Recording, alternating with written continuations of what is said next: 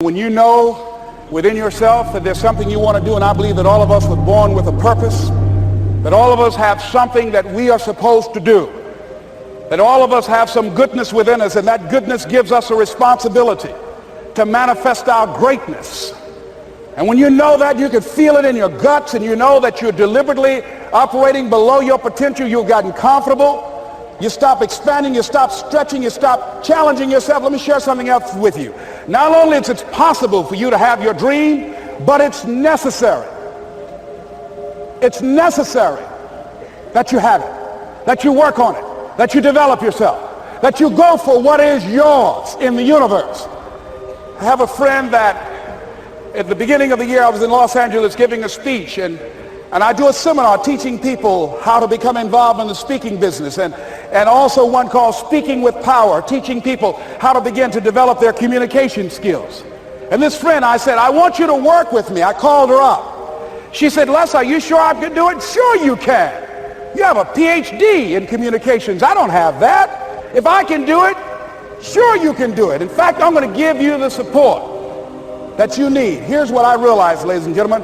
We only have enough energy to take us to a certain level, but it's necessary that we assemble ourselves with other people who share our vision, other people that can see it for us, to give ourselves a home court advantage.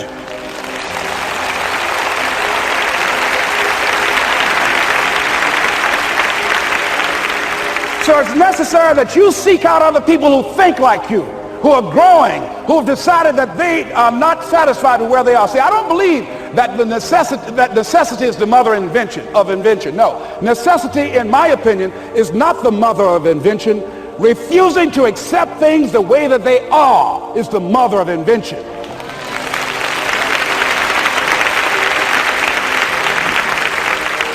When you decide, I'm not going to settle for this, this is not going to be it for my life, I deserve more than this.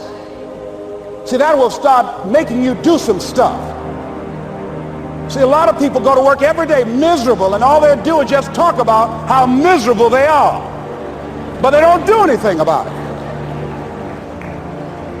So I was telling her that I knew she hated her job with a passion. I said, you can do this. You got more going for you than I have going for me. And we've been going through this for years, ladies and gentlemen. She'd been to my seminar speaking for a living. She brought her husband, and that was one of the major problems that I realized that happened in her life. He couldn't see it for her. So you got to make sure that you have people in your life that can see it for you, that will encourage you. Non-affirming relationships can hurt you.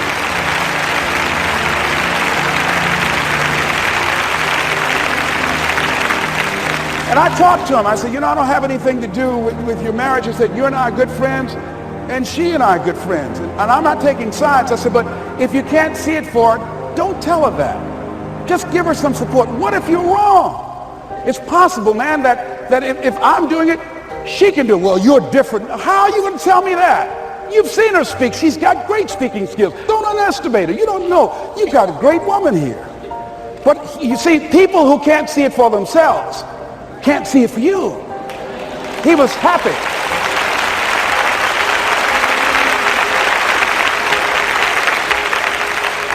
So I said, will you do it with me? I said, I'm going to give you the support you need. You can't do it by yourself. I will stand with you. She said, you will? I said, yes. I'm going to make you part of my seminar.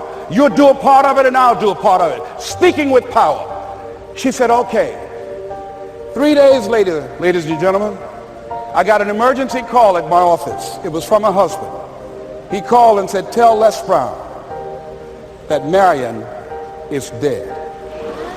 I said, oh no.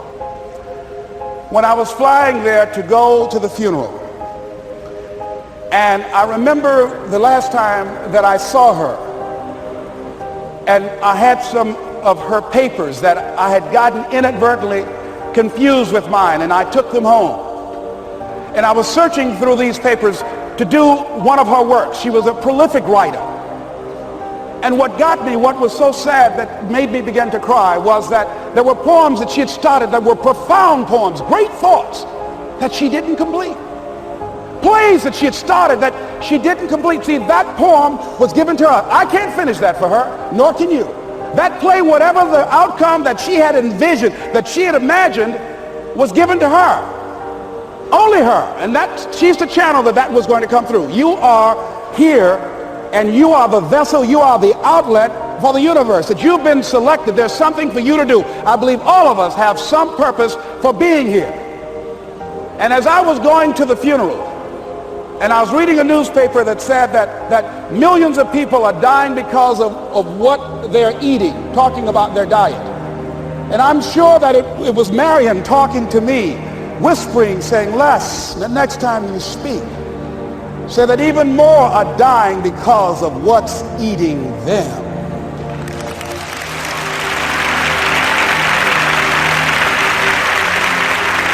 When the challenges of life come your way, you've got to find ways to increase your sense of self-appreciation, because if you don't, you're bombarded with negative stuff every day that beats you down, and you will find yourself unconsciously engaged in self-destructive behavior. If you don't program yourself, life will program you.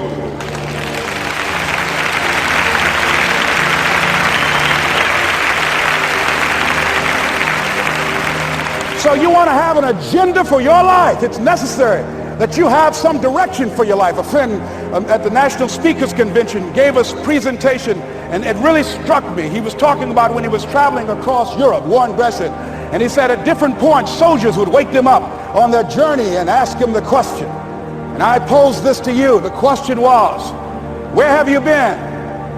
Why are you here? And where are you going? And that's what I ask you. Where have you been? Where have you been up to this point? You look at your life. You look at what you produce. Is it giving you what you want? Are you living on purpose? Are you living your dream? Are you acting on your ideas? Are you doing all you can do? Have you gotten comfortable? Are you procrastinating? Are you evading your own greatness? Are you surrounding yourself with people that can nourish you? Are you challenging yourself? Are you experimenting? Are you learning something different? Is your life an adventure, or is it boring? Where have you been? Why are you here? What brought you here? Investing the time, the money. What brought you here? And where are you going? What is it that you can get out of this session, out of this lecture? That when you leave here, rather than this just being a spectator event, that you got some idea, some dream, that you might have to go back and brush it off and look at it again and say, I've got to do this. This is my stuff. This is what I'm supposed to do. This is why I showed up. Where are you going with your life? What decisions are you making right now as you look into the future? Are you experimenting to find out what other talents and abilities that you have? See, we're in a time right now. The day is gone where you could just go to college and get out and get a job and work 30 or 40 years with job security and retire with a gold watch. The gold watch days are gone. Brand new day. Party's over. So now you have got to be multi-talented and multi-skilled. You've got to use all your stuff. You don't know what else you can do. I didn't know I can do what I'm doing right now. It's necessary that you stretch and challenge yourself and say, let me see. I started out as a trainer. I'm a trainer. That's what I am. That's what my expertise was in. And then I decided, let me see, can I speak? And then I discovered, hey, I can do that. What if I hadn't tried to do that and just been satisfied with just being a trainer, with a limited vision of myself? And then after training, and then I said, well, maybe I can go into business for myself. And I started speaking, going into business for myself. Well, maybe I could train other speakers and teach them how to go into business for themselves. See, you want to have a backup plan. You want to have other strategies for yourself. In case this doesn't work out, you got something else going over here. You don't want to ever put yourself in a situation where you have a limited vision and you're only using a limited amount of your talents, of your skills, and of your abilities. And I'm saying to you, it's possible you've got some talents, some ideas in you, your ability to do some stuff that you haven't even discovered yet. And I'm suggesting that it's necessary that you get outside of your comfort zone. It's necessary that you develop some new relationships where you can learn from people. It's necessary that you do reading, that you do research. It's necessary, if you're already involved in some business, that you don't be satisfied with where you are. If you want to make it today, it's necessary for you to constantly look at ways of getting better. Not only is it possible for you to have your dream, and it's necessary for you to challenge yourself to go after it and get better, and leverage relationships that can help you get to where you want to go, but it's you. The major key to your reaching your dream, your living up to your greatness, your making your contribution is you. If the economy is good, fantastic. If the banks are loaning money, that's great. If people are positive, that's great. You don't have any opposition, that's great. But the major key to your making things happen in your life is you. When I wanted to get on public television, they told me, you can't do that. So wait a minute, I've seen these other people on. It's possible I can get on. Leo Vizcaya, John Bradshaw. It's possible. Excuse me, hold on, time out. Let's be realistic. Come on, be logical.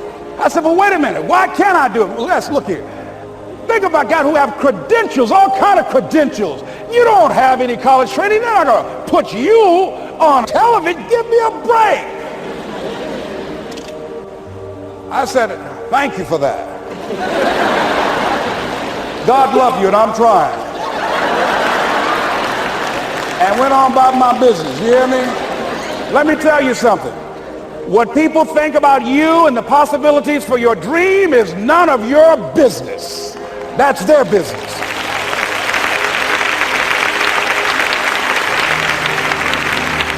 They have no imagination, ladies and gentlemen. They're living out of the past, out of their memory. Their attitude is it can't be done because they haven't seen it. They're judging according to appearances. The people that are going to make it in the future, the people that are making it today, let me share something with you. History is being read, but it's also being written by people with imagination.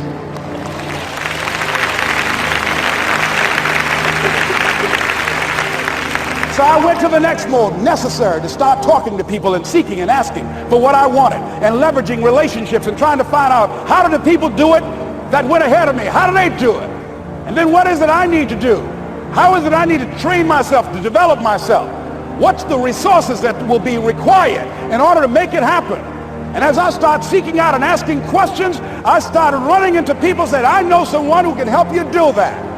And they helped me get connected with those people. Remember, we have so much energy that can take us so far. It's necessary that you hook up with some other energy that can take you to the next level. I hooked up with them. They said, let's go. I said, away we go.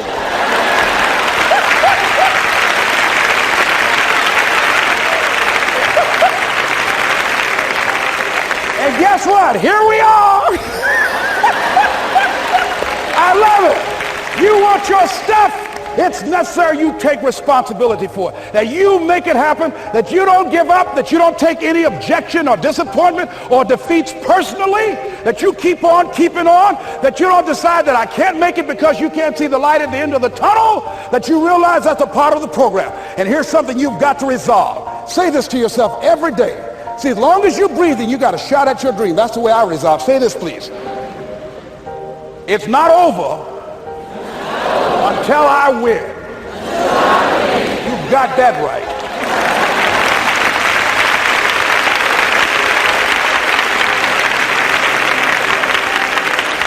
It's not over till I win. Not over till I get through. It's not over till I get over. Not over till I get what I want.